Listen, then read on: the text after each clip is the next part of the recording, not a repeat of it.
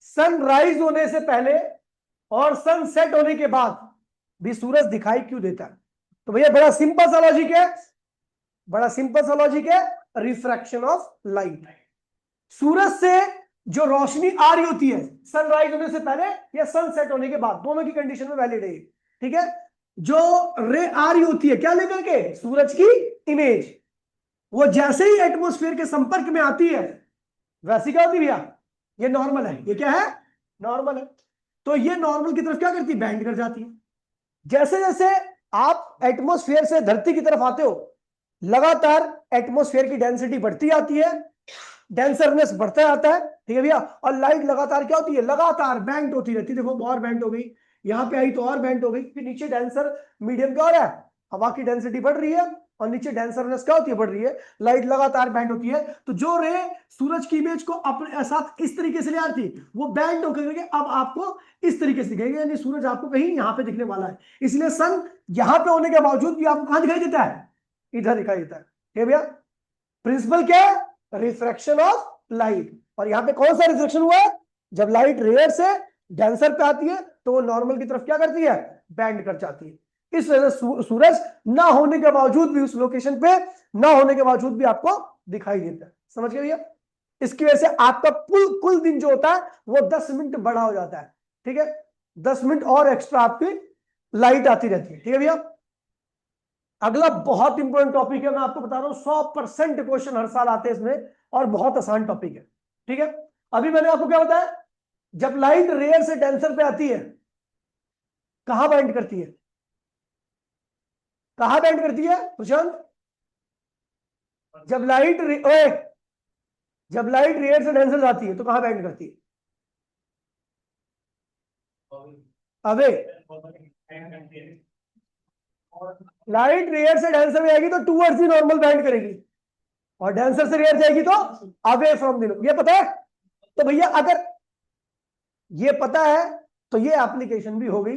100% आएगी ये एप्लीकेशन, मैं आपको बता रहा हूं। 100% 3 नंबर की। हाँ सेम मैं कह रहा हूं पूरे रिफ्रैक्शन का सेम कंसेप्ट है। हाँ यही है। चलिए भैया ध्यान रखना, इधर देखो भैया। टॉपिक का नाम है TIR। TIR। TIR का मतलब होता है टोटल इंटरनल रिफ्लेक्शन। रिफ्रैक्शन नहीं है, देखिए हो तो रिफ्लेक्शन रहा है लेकिन हम इसको रिफ्लेक्शन कहते हैं। रिफ्लेक्शन की डेफिनेशन क्या थी? रिफ्लेक्शन की डेफिनेशन थी, इधर आ जा। The bouncing back of the light in the same medium. Light का उसी मीडियम में बाउंस बैक कर जाना क्या कहलाता है? रिफ्लेक्शन। यहां पे हो तो रहा है रिफ्लेक्शन लेकिन इतना ज्यादा रिफ्लेक्शन हो जाएगा भाई लोग कि लाइट उसी मीडियम में वापसी चली जाती है। जब लाइट का मीडियम सेम हो जाता है तो हम उसको रिफ्रैक्शन नहीं रिफ्लेक्शन बोल देते हैं। हो रहा है रिफ्लेक्शन लेकिन लाइट का मीडियम इतना बैंड हो गया कि वो उसी मीडियम में चली गई जहां से वो आई थी। समझ गया? चलो ये देखते हैं, आगे बढ़ते हैं।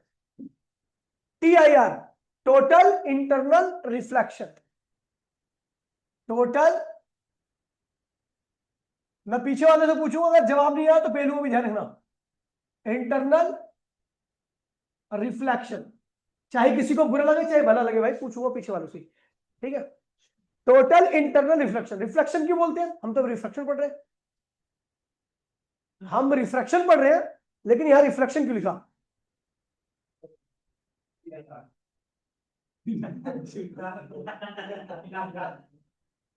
अपने हालातों में असर है क्या? अभी बताया, बहुत डिटेल में बताया मेरे ख्याल से कि रिफ्लेक्शन क्यों लिखता हूं। कि लाइट इतनी रिफ्लेक्ट हो जाती है कि उसी मीडियम में वापसी ले आती है। लाइट का मीडियम वही हो जाता है जो पहले था, इसलिए इसको रिफ्लेक्शन बोलता हूं। क्योंकि रिफ्लेक्शन की डेफिनेशन क्या आती है? The bouncing back of the light in the same medium, ठीक है।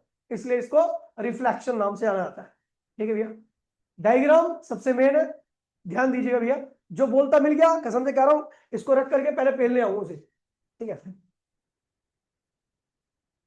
ये एक लाइन खींच रहा हूं मैं, ये लाइन ये बता रही है कि ऊपर का मीडियम अलग है और नीचे का मीडियम क्या भैया? अलग है। दो मीडियम को सेपरेट करने वाली लाइट है। ध्यान रखना, लाइट जब डेंसर से रेयर में जाती है, डेंसर से तो नॉर्मल से दूर हटेगी, नॉर्मल से, और डेंसर रेयर से डेंसर में आएगी तो नॉर्मल के पास आएगी। मैं ये 2 बार बोल चुका हूं क्योंकि पूरा कंसेप्ट यहीं पे है, ठीक है, ध्यान रखना। देखिए ये आपका डेंसर मीडियम है, मैं डेंसर बना रहा हूं, और ऊपर का क्या है, रेयर मीडियम। डेंसर मीडियम का रिफ्रैक्टिव इंडेक्स मैंने मान लिया म्यू है, क्या है, म्यू। और रेयर मीडियम एयर है और उसका रिफ्रैक्टिव इंडेक्स क्या है, 1 है। इसको मैंने एयर नाम से बता दिया कि ये एयर है आपकी, और ये क्या भैया, लिक्विड है, या किसी प्रकार का भी कोई लिक्विड हो सकता है, ठीक है भैया। चलिए अब देखिए, अरे आशीष, अभी क्या हुआ, नीचे वाला मीडियम जो कि डेंसर है वो लिक्विड है। अब लिक्विड कोई सा भी हो सकता है, वाटर भी हो सकता है, पेट्रोल भी हो सकता है, कुछ भी, कोई भी लिक्विड हो सकता है, और उसका रिफ्रैक्टिव इंडेक्स क्या है, म्यू है, क्या है। और बाहर का रेयर जो मीडियम है वो है आपका एयर, और एयर का रिफ्रैक्टिव इंडेक्स मैंने आपको पहले बता रखा है क्या होता है, 1। ठीक है, चलो अब देखिए, यहां पर यहां पे एक लाइट का सोर्स है, ये आपका source of light, source of light, ये आपका सोर्स ऑफ लाइट है, ये सोर्स लाइट को एमिट कर रहा है। यहां पे मैं बना दे रहा हूं चित्र इसका, ये सोर्स ऑफ लाइट है। देखिए अब क्या हुआ कि इस सोर्स से एक रेडिएशन ऐसे गई, या एक रे ऐसे गई, है ना। यहां पे मैं खींच दे रहा हूं कि नॉर्मल, ठीक है, ये नॉर्मल है, ठीक है। ये कहां से आ रही है, डेंसर से किसकी तरफ जा रही है, रेयर की तरफ। और यदि लाइट डेंसर से रेयर की तरफ जाती है तो क्या करती है, नॉर्मल से दूर हट जाती है, तो ये लाइट क्या होगी, थोड़ी सी दूर हटेगी, यानी अंदर का एंगल कुछ और होगा और बाहर का एंगल कुछ और हो जाएगा, ठीक है। लाइट ये ऐसे निकल गई।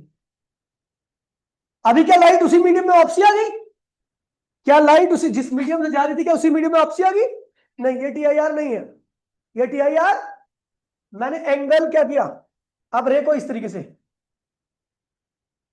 ऐसे निकाला, ये क्या है भैया आपकी नॉर्मल है। अब आप देख रहे हैं यहां का एंगल I1 था, ये एंगल क्या हो गया, I2 हो गया। I2 जो है वो I1 से क्या है, बड़ा है, तो बाहर का एंगल क्या होगा, और पहले यहां पे जो भी एंगल है R1 है, R2 क्या होगा, R2 की वैल्यू R1 से बड़ी होगी या छोटी होगी। देखिए आप जितना बड़ा एंगल यहां पे करोगे उससे बड़ा एंगल आपको रेयर में मिलने वाला है, तो आपने यहां से एंगल बढ़ाया तो आपको क्या मिलेगा भैया, यहां पे और बड़ा एंगल मिलेगा, आपको मिलेगा भैया ये 90 डिग्री हो गया। R2 कितना हो गया, 90 डिग्री हो गया। क्या हो गया, क्या लाइट उसी मीडियम में वापसी आई, अभी नहीं आई है, अभी अभी टीआईआर नहीं हुआ है। हमने क्या किया, इसके एंगल को और बड़ा कर दिया, इसके एंगल को और बड़ा कर दिया, ठीक है भैया, ये नॉर्मल है। ये एंगल हो गया I3, क्या हो गया, I3 जो था वो I2 से बड़ा था, क्या था, बड़ा है। तो आप देखोगे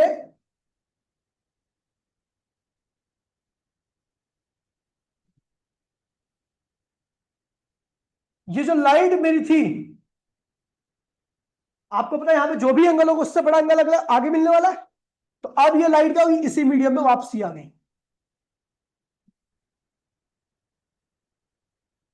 ये एंगल R3 हो गया, R3 क्या था, R2 से बड़ा था।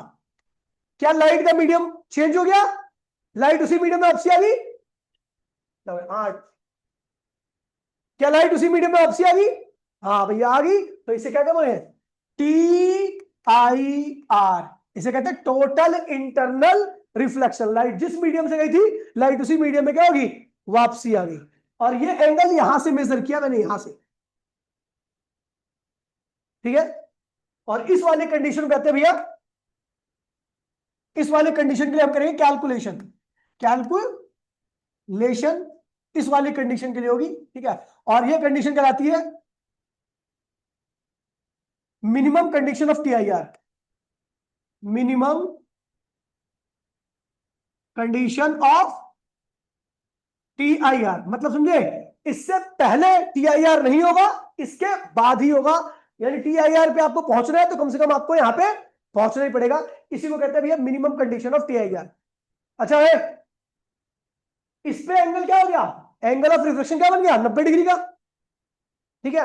तो इस वाले एंगल को I2 को हम क्या कहते हैं भैया, I2 को हम एक और नाम से जानते हैं जिसको हम कहते हैं क्रिटिकल एंगल। क्या कहते हैं इसे, क्रिटिकल एंगल।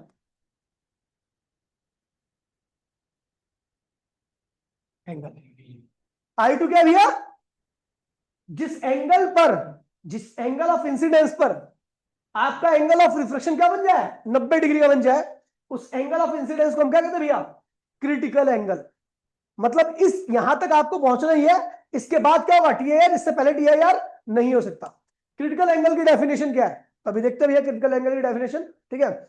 ये क्या हुआ, इसके बाद टीआईआर, इसके बाद जो भी होगा सब में क्या होगा, लाइट इसी मीडियम में आएगी और लाइट का क्या होगा, टीआईआर होगा, टोटल इंटरनल रिफ्लेक्शन होगा। इससे पहले लाइट का टीआईआर नहीं हो सकता, मतलब आपका यही सबसे मेन है।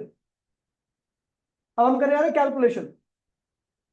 पहले क्रिटिकल एंगल की डेफिनेशन देख लो।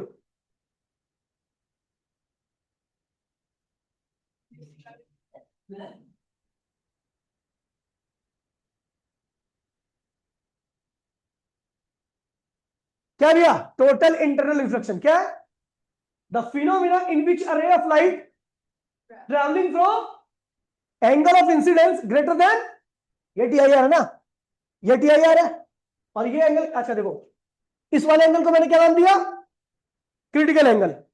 इस वाले एंगल ऑफ इंसिडेंस को क्या नाम दिया मैंने, और ये वाला एंगल जो भी था, ये वाला एंगल जो भी था वो क्रिटिकल से क्या था, ज्यादा था। और यहीं पे लाइट क्या होगी, उसी मीडियम में वापसी आ गई, यानी यहां पर क्या हो गया, टीआईआर। तो भैया टीआईआर वो फिनोमिना है जिसमें लाइट कहां से कहां पे मूव करे, डेंसर से रेयर की तरफ मूव करे। किस एंगल से, उस एंगल से जो कि क्रिटिकल से क्या है भैया, ज्यादा है। तो लाइट उसी मीडियम में क्या होती है, वापसी चली आती है। इस फिनोमिना को हम क्या कहते हैं भैया, टोटल इंटरनल रिफ्लेक्शन यानी टीआईआर। वही लिखा हुआ है, the phenomena in which a ray of light travelling at an angle of incidence, कितने एंगल से गिर रही है, angle of which is greater than critical angle. Critical angle क्या था, जिसपे angle of reflection become 90 degree, वो क्रिटिकल एंगल है, ठीक है। उसके बाद अगर आपका एंगल ऑफ इंसिडेंस उससे बड़ा करते हो तो लाइट क्या होती है, उसी मीडियम में वापसी आ जाती है, ठीक है। इसी फिनोमिना को हम क्या कहते हैं भैया, टोटल इंटरनल रिफ्लेक्शन, जिसको हम किस नाम जानते हैं, टीआईआर से लिखा हुआ है, the phenomena in which a ray of light travelling at an angle of incidence greater than the critical angle from denser to rarer medium is totally reflected back in the denser medium, वापसी medium में वापसी आ जाएगी। इसी को हम क्या कहते हैं भैया, टोटल इंटरनल रिफ्लेक्शन। समझ गए भैया, क्रिटिकल एंगल क्या होता है, क्रिटिकल एंगल क्या होता है, जहां पर angle of refraction become when light moves from denser to rare medium, ठीक है, ठीक है भैया। और उस एंगल से, उस एंगल ऑफ इंसिडेंस को हम क्रिटिकल एंगल कहते हैं, जिसपे आपका एंगल ऑफ रिफ्लेक्शन क्या हो जाता है, 90 डिग्री का हो जाता है, ठीक है।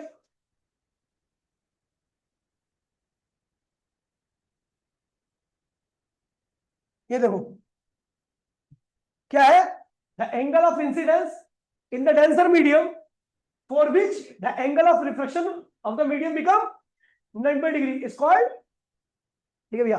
चलो हम करते हैं कैलकुलेशन। कैलकुलेशन फॉर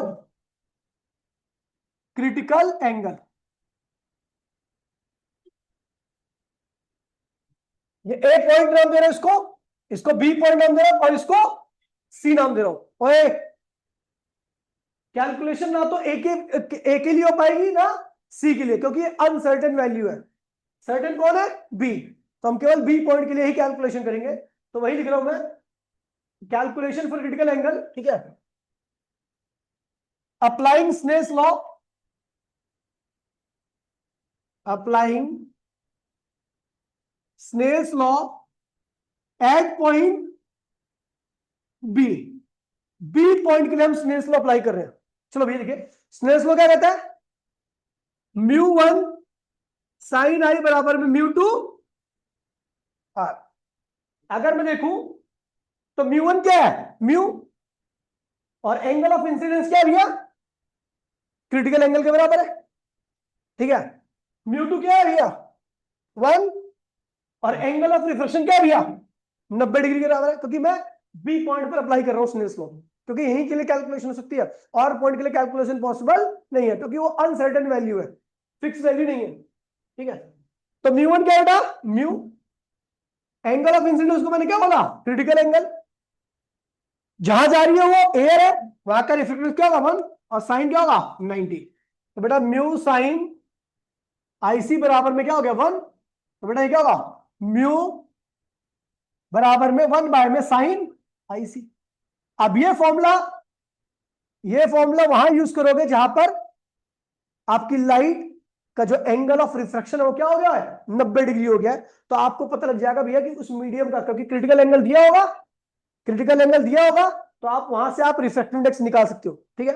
ये फॉर्मूला वहां पे यूज होगा जहां पे आपकी लाइट इस तरीके से जाए, ये क्रिटिकल एंगल गिवन है और लाइट आपकी ऐसे चली जाए, ये फॉर्मूला आपका वहां यूज होगा, इसे कहते हैं ग्रेजिंग। क्या कहते हैं इसे, ग्रेजिंग। ग्रेजिंग, ग्रेजिंग में क्या होता है, एंगल ऑफ रिफ्रैक्शन क्या बन जाता है 90 डिग्री का, और एंगल ऑफ इंसिडेंस क्या होता है क्रिटिकल एंगल के बराबर, इसे ग्रेजिंग कहते हैं। और इसका इस्तेमाल होता है यहां का रिफ्रैक्टिव इंडेक्स निकालने का। अगर आपको आईसी दे रखा है, लाइट ग्रेस कर चुकी है, तो आप इस मीडियम का रिफ्रैक्टिव इंडेक्स निकालने के लिए आप इस फॉर्मूले का इस्तेमाल कर सकते हो, ठीक है। हाँ डांसर का निकलेगा, रेयर का तो नहीं निकलेगा, ठीक है। अगला है इसमें कैलकुलेशन ऑफ आईसी। आईसी निकालना, क्रिटिकल एंगल निकालना, आपको म्यू गिवन होगा, म्यू क्या होगा गिवन होगा। आप सबको पता अच्छे से क्या कि म्यू साइन आईसी किसके बराबर होता है 1 के, तो साइन आईसी क्या होगा 1 बाय में म्यू के, तो आईसी क्या होगा साइन इनवर्स 1 बाय में म्यू। तो इस तरीके से आपको म्यू गिवन रहेगा तो आप वहां से क्रिटिकल एंगल निकाल लोगे, ठीक है।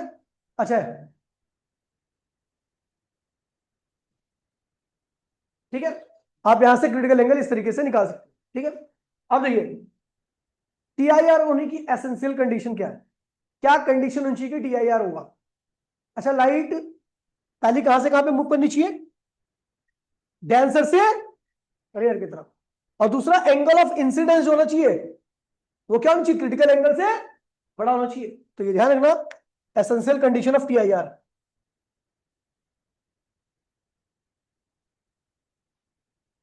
Essential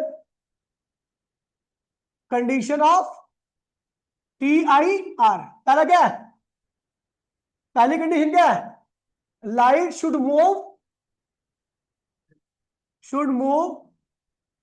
denser to rarer medium. Light कहां से कहां पे मूव करे, डेंसर से रेयरर मीडियम की तरफ। रेयर से डेंसर में क्यों नहीं हो सकता टीआईआर, रेयर से डेंसर में टीआईआर क्यों नहीं होगा।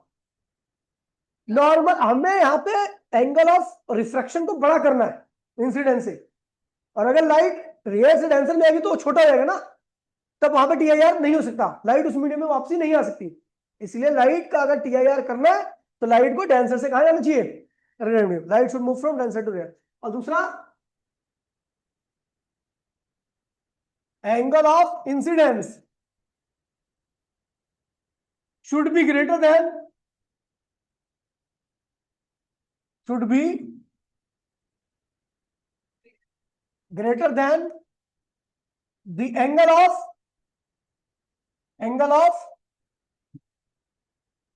critical angle, greater than critical angle, ठीक है। तो ये दो कंडीशन लिखने के लिए आती है, what is the essential condition of TIR. तो पहली कंडीशन क्या, light should move from denser to rarer. दूसरा angle of incidence greater than should be greater than critical angle. Critical angle क्या होता है दोबारा बता दे भाई। ये सीधा ये नहीं बोलते, जब लाइट आपकी रियर से सिर्फ डेंसर से रियर जा रही हो, डेंसर से, तो उस वक्त के एंगल ऑफ इंसिडेंस को क्रिटिकल एंगल बोलेंगे जब आपका एंगल ऑफ रिफ्लेक्शन क्या बन जाएगा, 90 डिग्री हो जाएगा। ठीक है, ठीक है भैया। अब देखिए इसकी बहुत सारी एप्लीकेशन है। पहली एप्लीकेशन का नाम है भैया आपका, और जो काफी ज्यादा पूछी जाती है, मिराज। ठीक है, हिरन को लगता है कि भैया पानी है, वहां पर जाता तो पानी नहीं मिलता, क्यों होता है ये भी बता जाएगा आपको। स्पार्कलिंग ऑफ डायमंड, डायमंड की चमक इसी वजह से होती है।